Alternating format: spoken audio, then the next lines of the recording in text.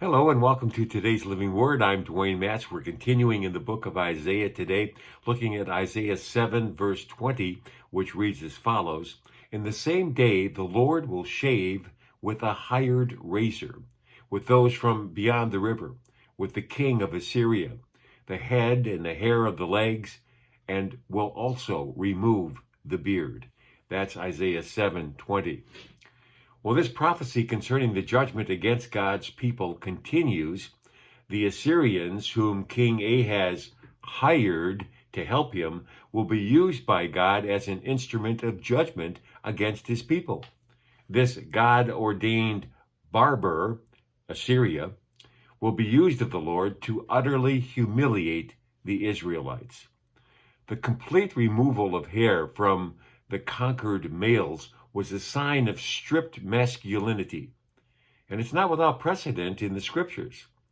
The king of the Amorites showed his utmost contempt against David when he cut off half the beards of David's servants, half of them. We read about in 2 Samuel 10:4 and 5.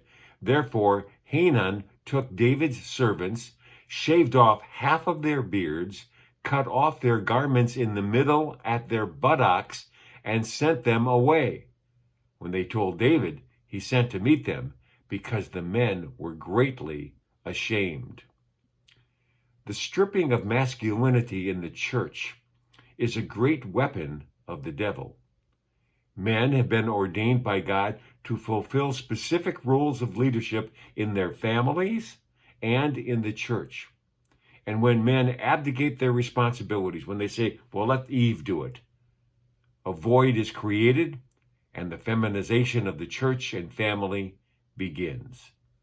Now, listen, it's not to say that women don't have the abilities. It's rather a violation of the God-ordained created order. It's not the way it was originally set up to be by God.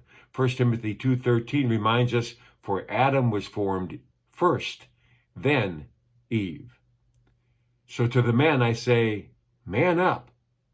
The church and family needs you to step back into your God-given role. The sooner you do, the sooner this gender confusion thing going on now will be resolved.